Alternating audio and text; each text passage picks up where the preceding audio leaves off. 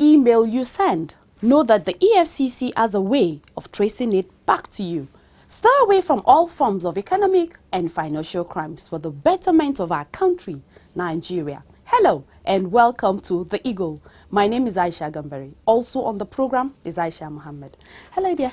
Hi Aisha. How you doing today? I'm good, and you? Yeah, fine. Hi. Good evening viewers, and thanks for keeping a date with us on the program. Cheers! Cheers!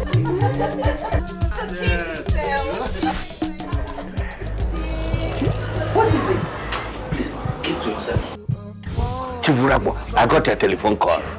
Anytime I close my eyes, yes, I see dead people chasing me in my sleep. My Jehovah Magadam. Chief, is it possible for someone to become restless just because of his past deeds? Nevertheless, unless you kill somebody dead, then the spirit will be haunted you. Was you all contractors? I embezzled all the money for the roads that are now death traps, killing people every day. I approved the supplies of fake drugs on pipe-on water. I embezzled the money. I dey fear, Chief. You are supposed to fly a special land that the people of EFCC and chase people who are doing to submit other people's money. EFCC, as soon as they capture them, straight to prison. Chief, jail. How you are? Life are not just about acquire wealth, making money. When other people are didn't die of hunger and neglect. Be careful. EFCC I watch. EFCC will get you anywhere, anytime. On the program today, the EFCC declares one Hazmat Mahmood wanted for his alleged involvement in petroleum subsidy scam. Also today, the German police organizes a 7-day international police training for operatives of the Economic and Financial Crimes Commission EFCC and those of the Department of State Services DSS. Also to come your way, the trial of former governor of Nasarawa State Aliyu Akwe-Doma and 2 others before Justice A.A. Okeke of the Federal High Court, Lafia, Nasarawa State, is stalled again, as the defense sought adjournment pending the determination of its application for the transfer of the case to another judge. This and other reports will come your way shortly. Please stay tuned.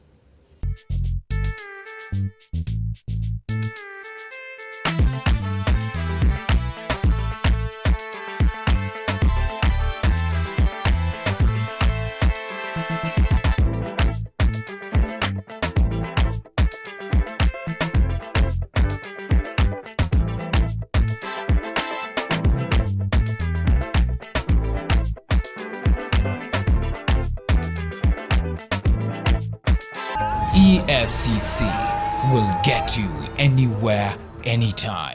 The Economic and Financial Crimes Commission (EFCC) has declared one Hazmat Mahmood wanted for his alleged involvement in petroleum subsidy scam. Mahmood, who is a German citizen of Pakistani extraction, is an international petroleum trader whose company, Nymex Petroleum Limited, is involved in a case for which ASB Investment, Aro Samuel Bamidele and Abiodun Kayode Bankole are already standing trial before a Lagos State High Court, Ikeja.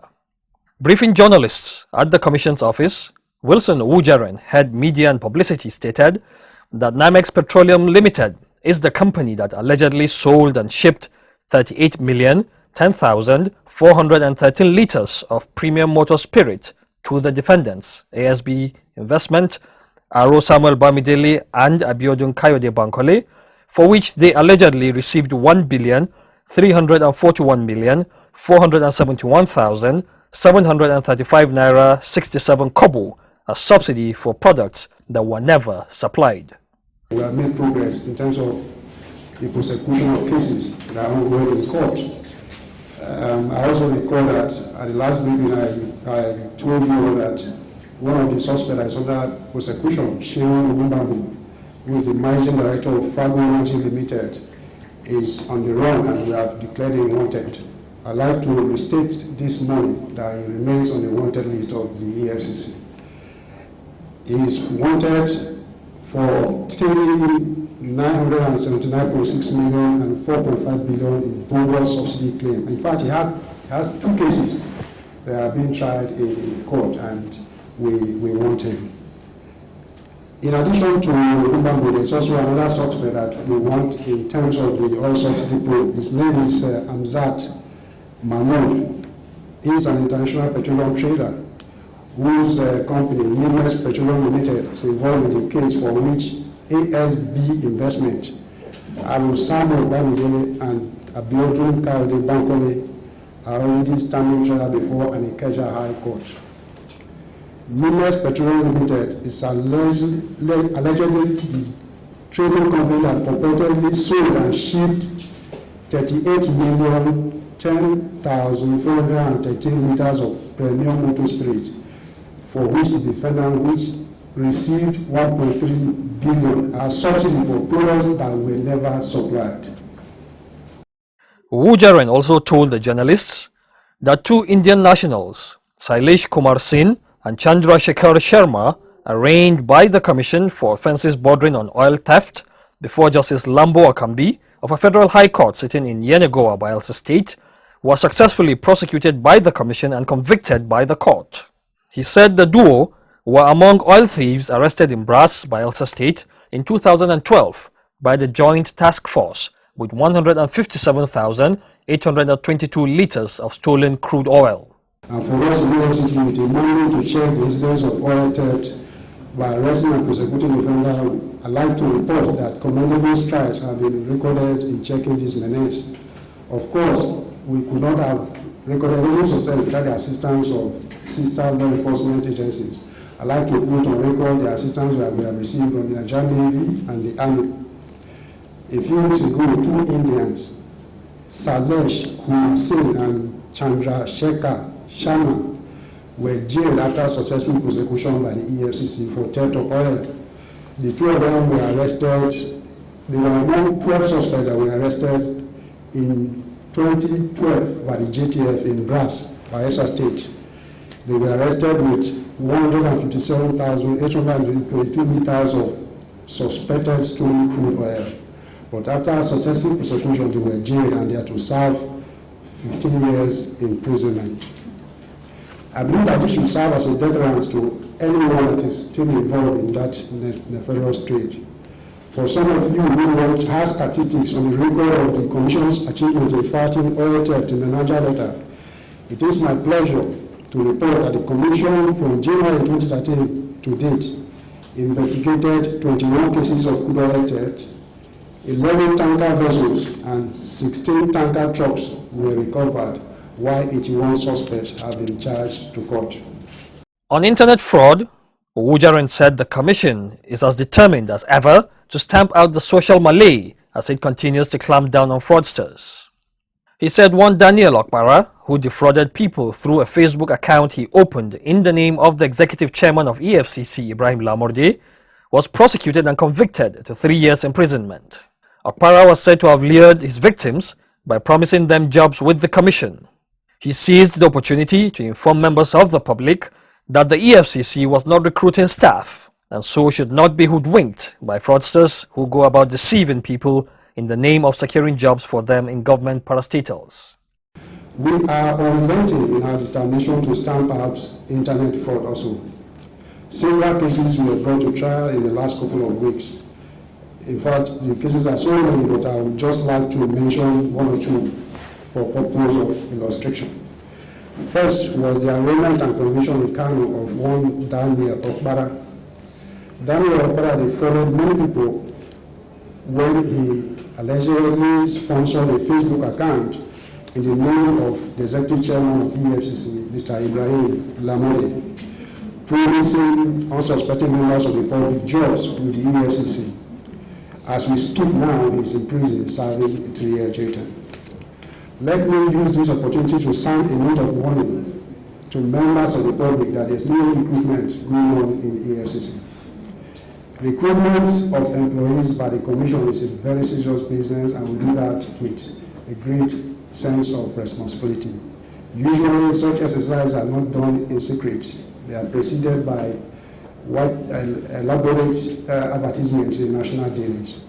And we don't charge fees, neither do we ask prospective employees to pay any charges. Additionally, I'd like to also state that the Executive Chairman of EFCC does not have a private Facebook account. All we do, our presence on Facebook is through the official EFCC Facebook channel, which is stated in this release for the information. Members of the public are enjoined to report anyone using the name of the chairman or any official of the commission to solicit for money for employment within the commission.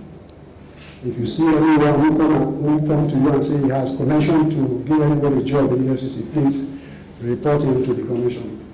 We don't charge fees and we don't solicit any money for anybody to get employment within the commission. On the Commission's cooperation with sister agencies, Wujaren said it has been very robust, both locally and internationally. He said it was such cooperation that led to the arrest of one Jesse Omoko, an internet fraudster who allegedly obtained the sum of $19,000 from a 67-year-old Australian woman, Jetty Jacobs, in a romance scam. Omoko, a 28-year-old undergraduate, allegedly met the lady via a dating site and struck a relationship with the promise to marry her. Early this month, the commission arraigned in Ibadan a suspect, an internet fraud suspect called Jesse Omoko. I'm sure some of you have heard of this case. It was given some publicity when it happened, but he has been arraigned officially in court. This gentleman allegedly obtained $90,000 from a 67-year-old Australian lady, Jetty Jacobs, in a romance scam. It will surprise us to know that Omoko is just 28, whereas he wants to marry a 67-year-old lady. He met this lady on an online dating site and struck a relationship with her with a promise to marry the woman. The lady relocated from Australia to South Africa in 2012, and Omoko went to South Africa to meet her on February 4, 2013. Unfortunately, 5 days after he got to South Africa, the woman was found dead in her apartment. Omoko left South Africa 2 days after to Nigeria. And the commission got a report from the Australian Federal Police about the incident. And for over a year, Omoko was in hiding. But we were able to smoke him out and arrest him. As I speak with you, he has been arraigned formally in court on charges of obtaining under false pretenses. He said the accused person fled South Africa but was arrested by the EFCC through the collaboration it has with the Western Australian Police. Apart from Australia, the EFCC spokesperson said the Commission has also played host to investigators and prosecutors from Zambia, United States, United Kingdom, the Netherlands, Niger Republic, World Bank and the Africa Development Bank. The Commission has also signed International Memorandum of Understanding MOU and joint working agreements with other international partners such as British Serious Fraud Office, Economic Crimes Network New Zealand, the Global Fund, United States Trade Commission, World Bank and a host of others. What is remarkable about the local case is that the arrest would not have been possible without international collaboration. Once we got information from the Australian police, we went into action, and that underscores the kind of relationship that we enjoy with law enforcement organizations across the world. We are making an effort to deepen such collaboration. In April this year, some operatives of the Commission were in part Australia and Madrid, Spain, to work with Australian and Spanish national police.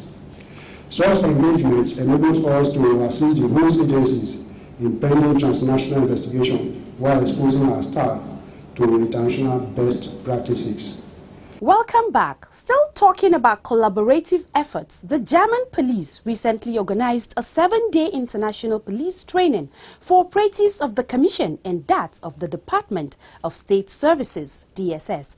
The training, which took place at the Lagos Zonal Office of the Commission, was titled Principles and Methods of Police Evaluation. Thelma Eke completes the report. The German police has organized a 7-day international police training for operatives of the Economic and Financial Crimes Commission, EFCC, and the Department of State Services, DSS. The training, which took place at the Lagos Zonal Office of the Commission, was titled Principles and Methods of Police Evaluation. It was a capacity-building and international collaborative initiative facilitated by the Consulate General of the Federal Republic of Germany.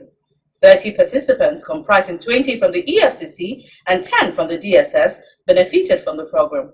German Consul General Michael Derus explained that the training was aimed at honing the skills of all participants in operational analysis, correlation, sorting and evaluation of information from suspects, and developing credible and reliable conclusions from it, adding that the training underlines the cooperation between the German police and the EFCC.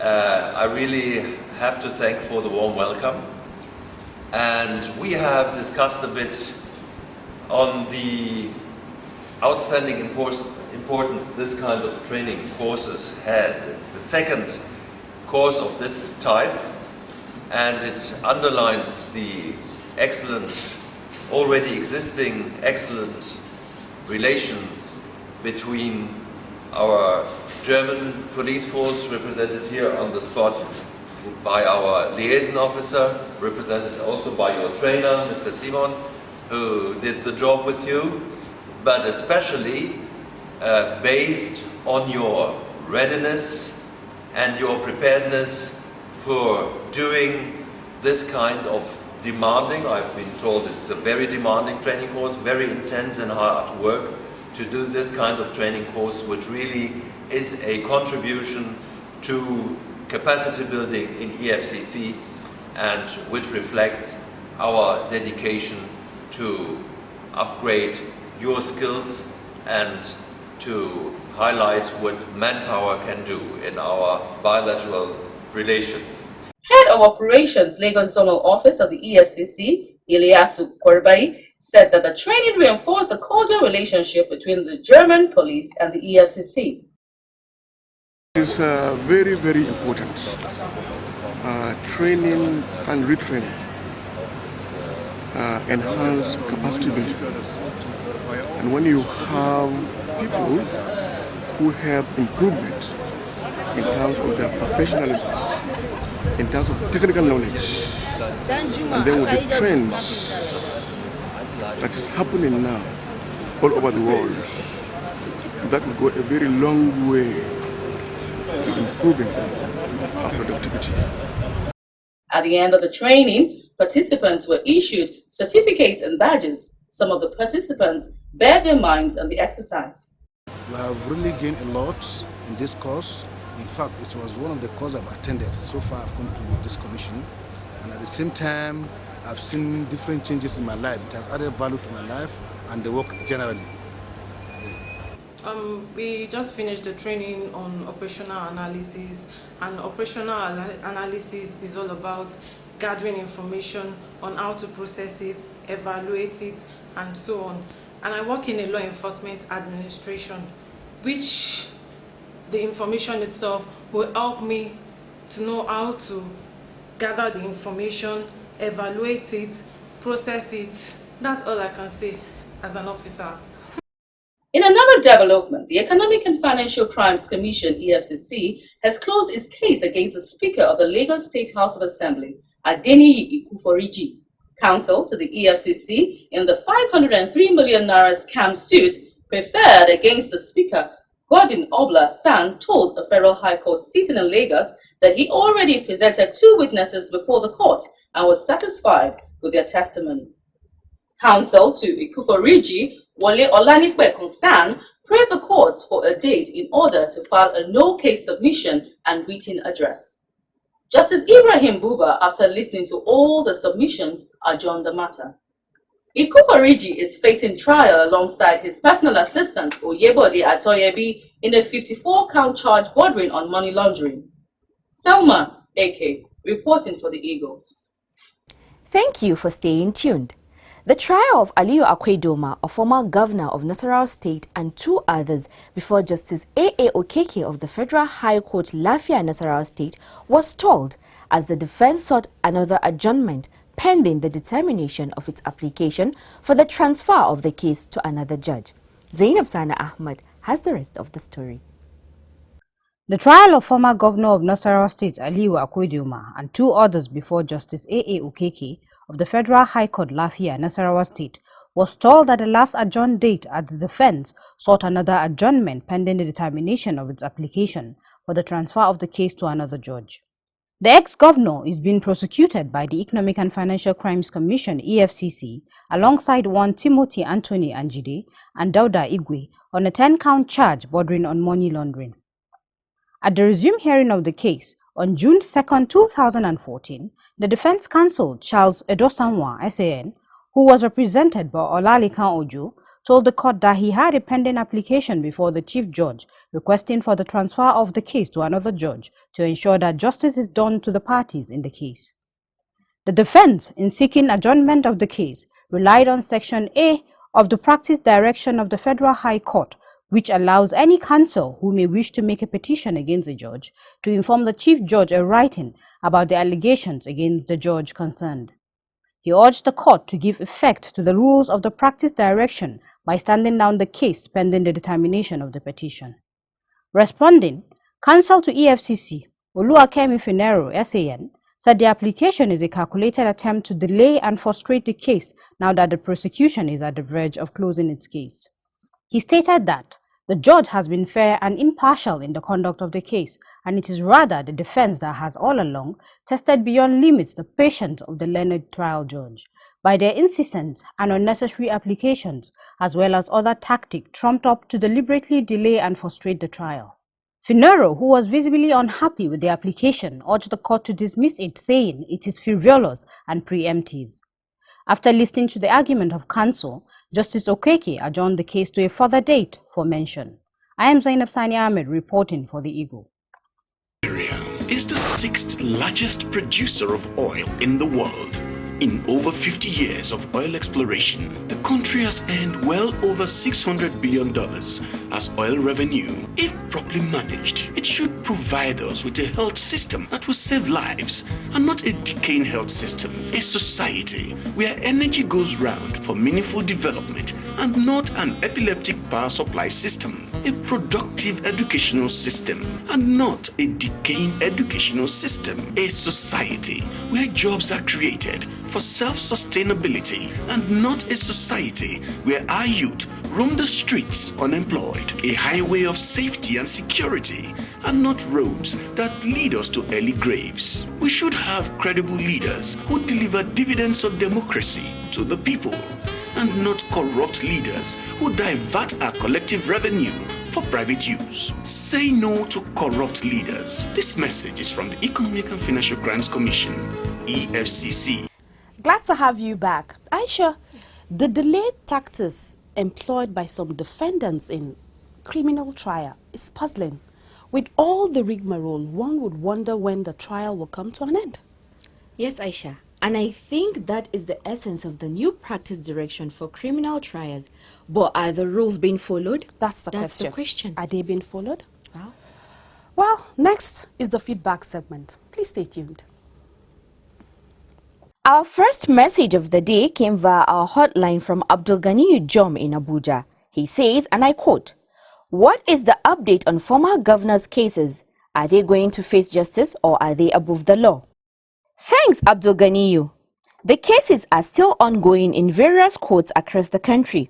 But the trials of these former governors have been slowed down by incessant and largely frivolous applications by the defendants. The Commission remains committed to ensuring that justice is served. Our second message is from Larry Igwe and he says, "Good job, EFCC. I want you to investigate some scam agents who go around duping people that they are agents that connect them to sugar daddies and sugar mommies." Thanks a lot, Larry, for that information. This is undoubtedly another form of love scam. The EFCC has warned members of the public severally to be wary of such people. Notwithstanding, you can furnish us with more details on their activities and possibly a victim of their deadly act. And we assure you that the Commission will look into it. That's all we have for you this week on the feedback segment. Thanks for your contribution. To be part of this segment, please visit us on facebook.com/official EFCC or follow us on Twitter at official EFCC. You can also watch our programs and other activities on youtube.com/official EFCC or send a text to the following numbers 0809 EFCC NIG and 0818 EFCC NIG. You can also report any misconduct by staff of the Commission via dia@efccnigeria.org or call this number 0990447758 between 8 a.m. and 5 p.m. weekdays only.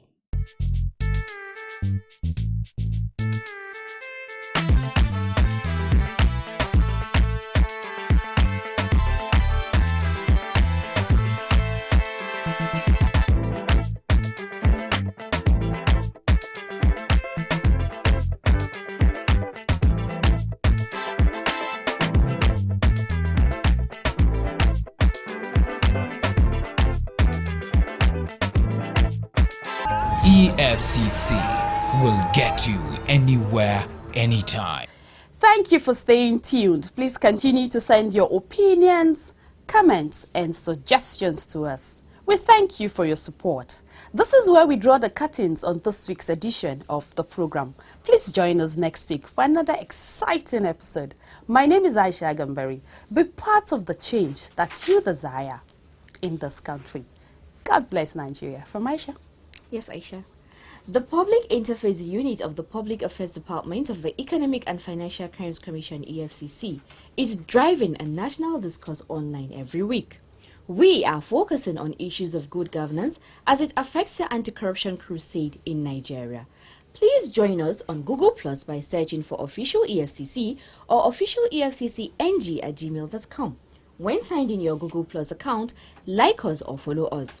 You can also join us on facebook.com/official EFCC or follow us on Twitter at officialefcc.com. You can also watch our programs and other activities on youtube.com/official EFCC. Thanks for watching. Bye.